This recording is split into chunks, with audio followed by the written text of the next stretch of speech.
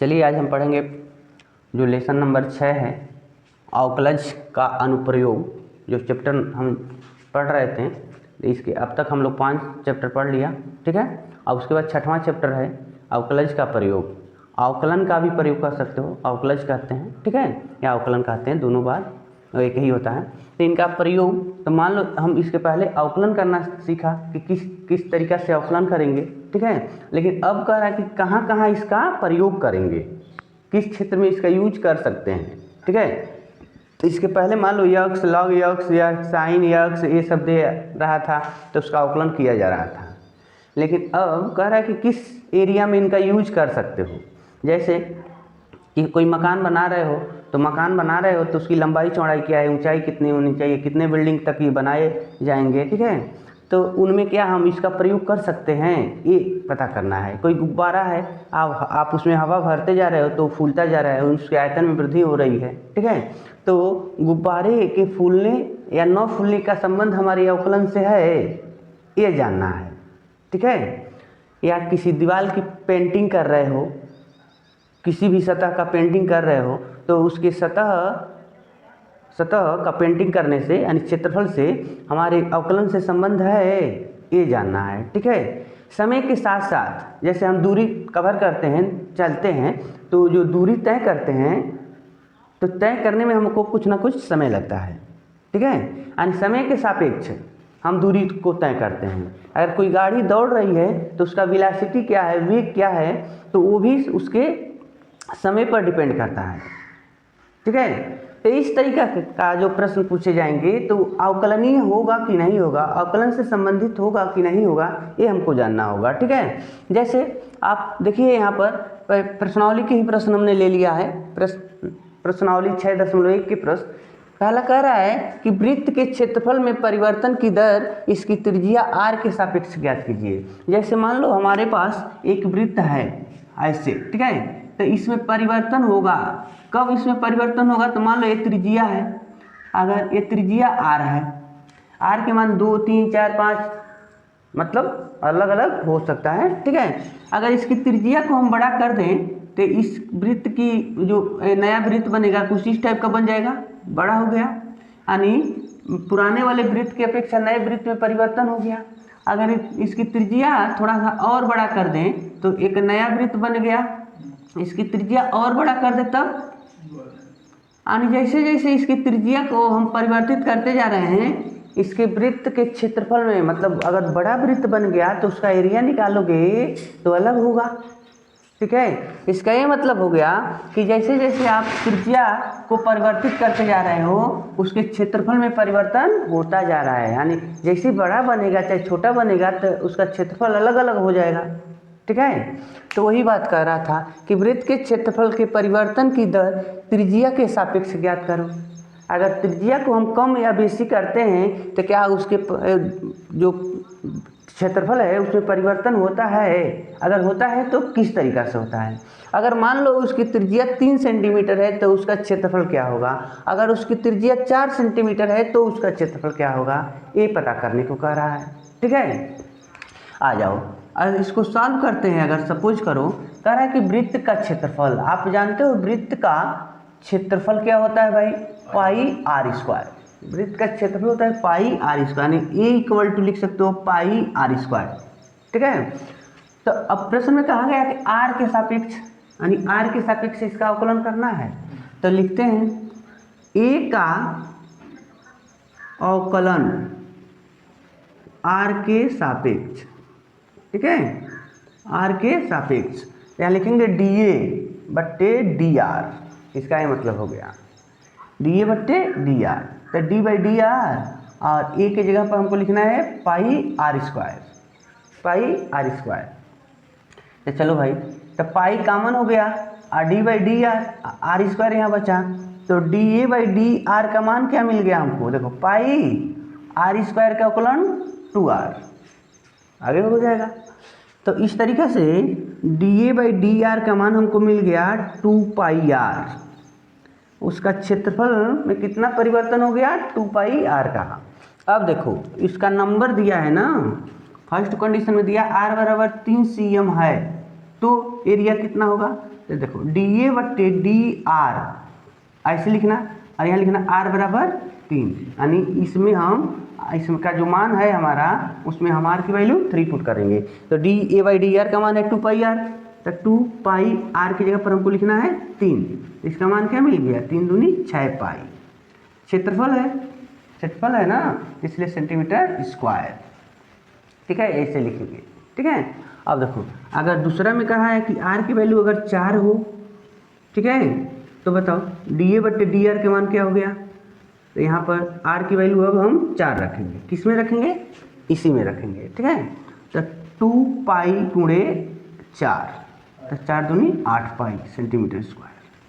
ठीक है, इस तरीक़ा से इस प्रश्न को सॉल्व कर लेंगे। ठीक है, तो आने जैसे जैसे प्रश्न पूछता है उसी के अकॉर्डिंग आपको काम करना होगा। देखो अवकलन का प्रयोग हम वृत्त के क्षेत्रफल को ज्ञात करने के लिए कर लिया गया। ठीक है, अगले प्रश्न में देखेंगे नंबर 2।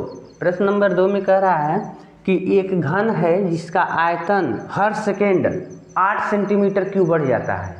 देखो यहाँ लिखा गया है 8 सेंटीमीटर क्यूब प्रति सेकेंड। ठीक है, यानी हर सेकेंड में वो बढ़ता जा रहा है। कितना बढ़ रहा है, तो 8 सेंटीमीटर क्यूब बढ़ रहा है। कह रहा है कि बढ़ रहा है। पृष्ठ के क्षेत्रफल किस दर से बढ़ रहा है, उसका पृष्ठीय क्षेत्रफल किस दर से बढ़ रहा है, ये हमको पता करना है। ठीक है, यहाँ देखो जैसे मान लो घन की बात करें, तो यह घन हो गया जिसकी प्रत्येक भुजा बराबर हो, एक घन हो गई।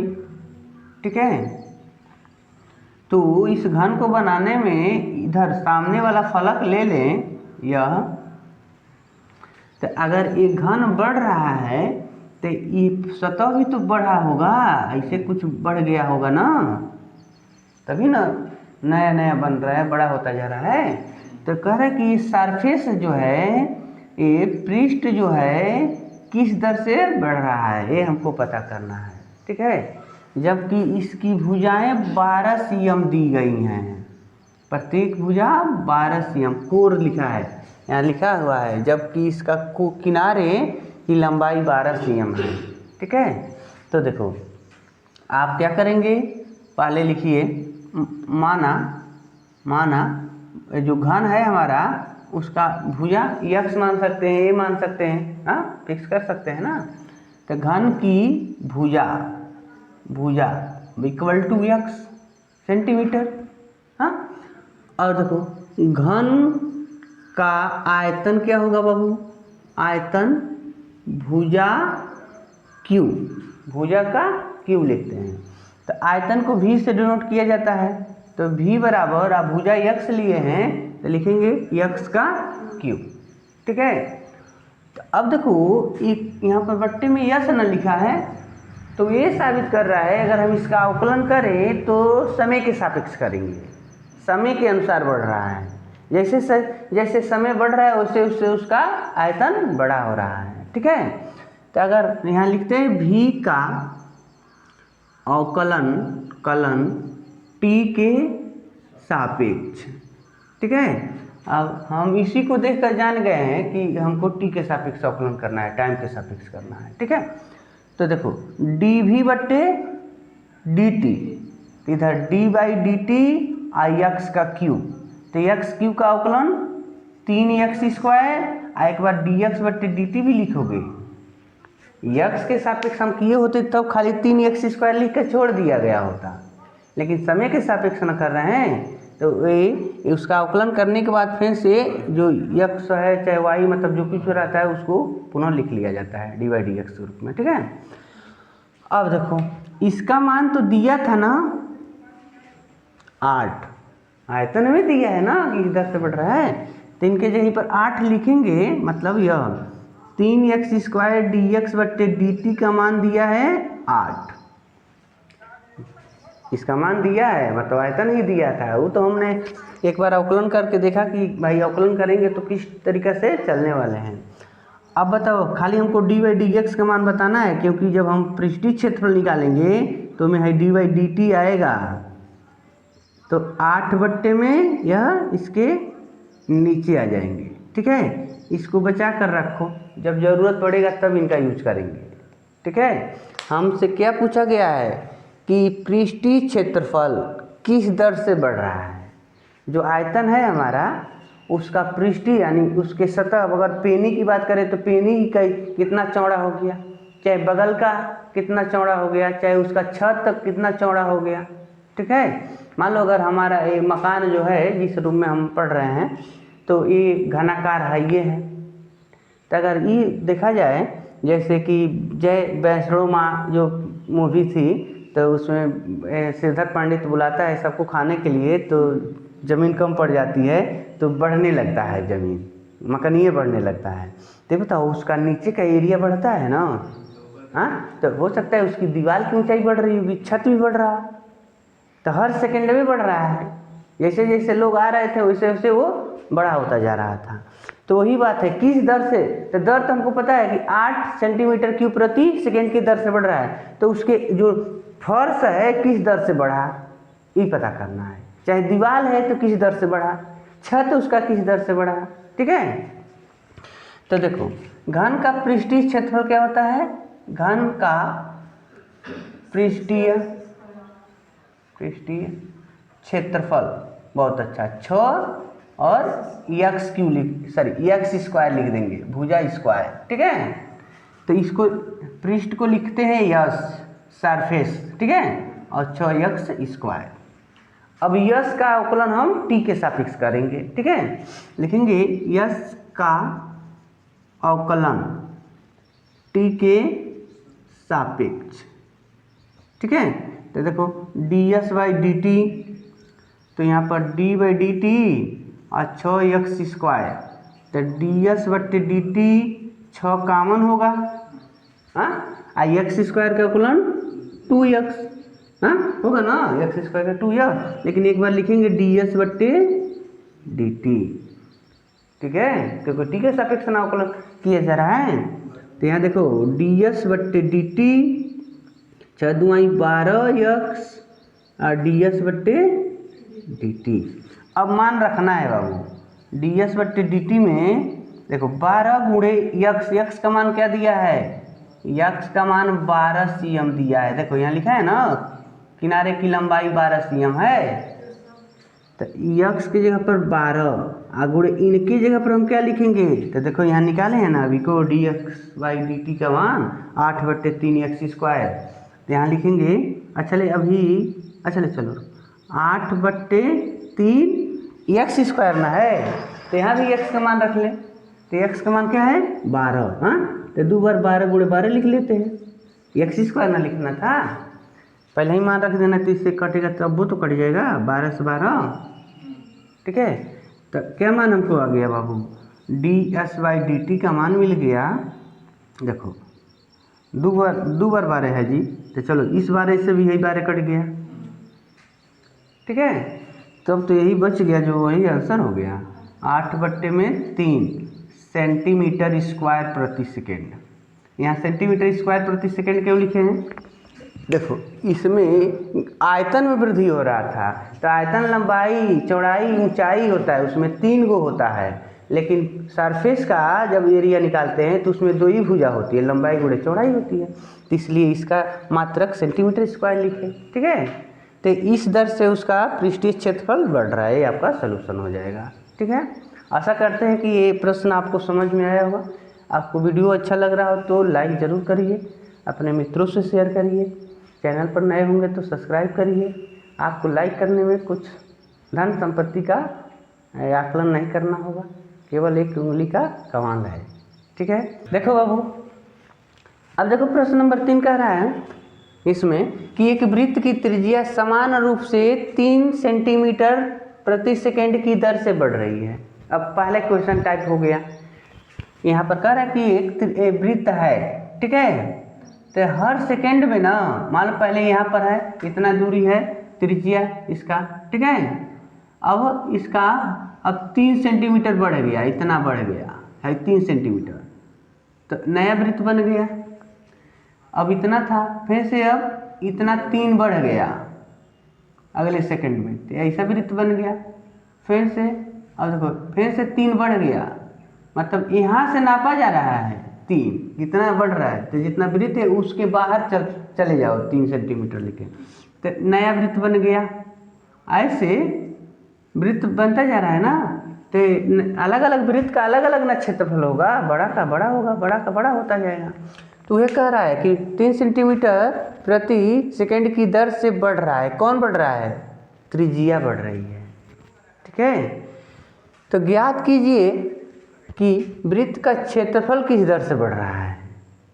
ठीक है, अब देखो बाबू, आपको मान लो वृत्त का त्रिज्या क्या है, वृत्त का त्रिज्या क्या है, वो आर है। ठीक है, आर का मान 10 दिया है, बाद में कहीं रखना होगा तो रखेंगे 10। ठीक है, तो यह क्या है, तो उसको हम कैसे लिखेंगे?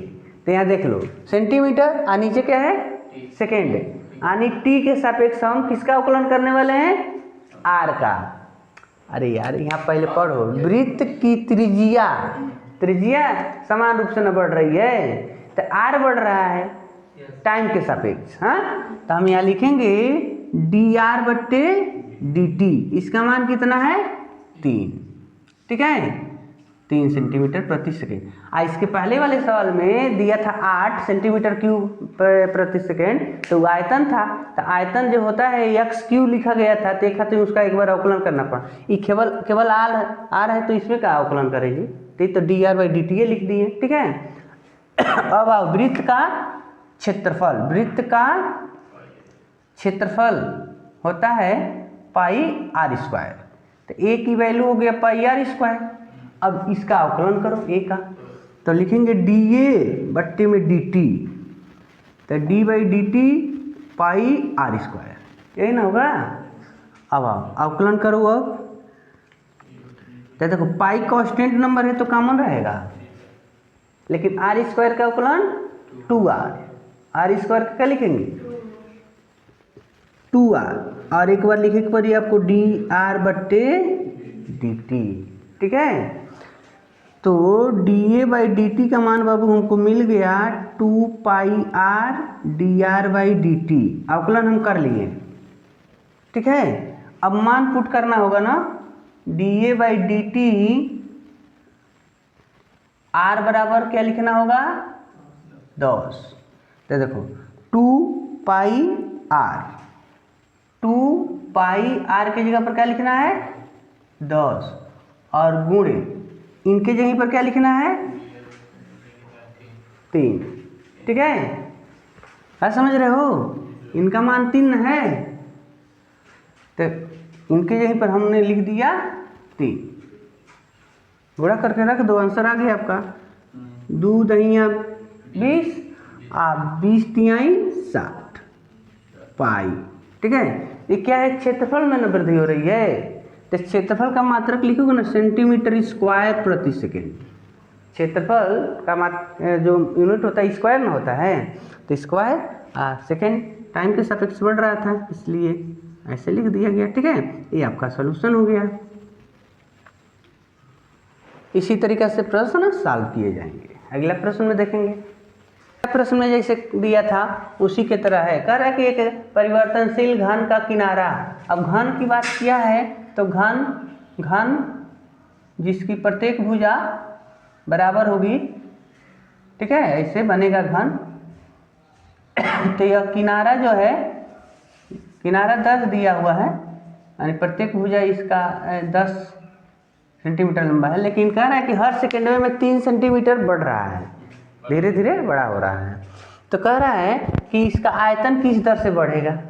ये दूसरा प्रश्न था, उसमें आयतन बढ़ रहा था तो पूछ रहा था कि सरफेस एरिया किस दर से बढ़ेगी, तो उसी में घुमा के इस टाइप का सवाल दे दिया। तो मान लो अगर हम लिखते हैं घन का किनारा, किनारा कितना है, मानना होगा यक्षीय, मानिए माना घन का किनारा, ठीक है। तो बताओ घन का आयतन कितना होगा, यक्स क्यू भुजा क्यू, ठीक है। अब देखो लिखेंगे दिया है, क्या दिया है ना, दिया है, तो किनारा बढ़ रहा है किसके सापेक्ष, टी के सापेक्ष, समय के सापेक्ष। तो आप लिखेंगे d x by D t equal to 3, d x बट्टे डी टी, जहाँ आएगा वहाँ पर आपको 3 लिखना होगा, ठीक है। इसको रहने दो। अब देखो घन का आयतन क्या है, वो एक्स क्यू न है, तो इनका चलो हम अवकलन करते हैं। तो d v by D t, इधर डी एक्स क्यू बट्टे डी टी लिखोगे ना, इसका अवकलन कितना होगा, बहुत अच्छा, डी वी बट्टे डी टी 3x², और एक बार यो लिखना है डी एक्स बट्टे डी टी, ठीक है, डी टी लिखना होगा, क्या दिक्कत है। चलिए बाबू अब मान पुट कर लो, हो गया हमारा सलूशन आ गया। x का मान दिया है रखने को 10, देखो 3, चलो अभी बाद में रखेंगे, 3x² गुणे इनके जगह पर क्या लिखना है, डी एक्स बट्टे डी टी की जगह पर 3, ठीक है, चलो 3, ठीक है। तो 3 गुणे इसके जगह पर 10 का स्क्वायर गुणे 3, 3 त्रिके 9, 10 के वर्ग 100 बराबर 900 सेंटीमीटर क्यूब प्रति सेकेंड, ठीक है। तो इस तरीक़े से हमको पता चल गया कि अगर उसकी भुजा 3 सेंटीमीटर की दर से बढ़ रही है तो उसका आयतन जो है 900, ठीक है, 900 सेंटीमीटर की दर से, सेंटीमीटर क्यूब की दर से बढ़ेगा, ठीक है। इस तरीक़े से मान प्राप्त कर लिए। इसी तरीक़े से और भी प्रश्न है जो आप सॉल्व करिए।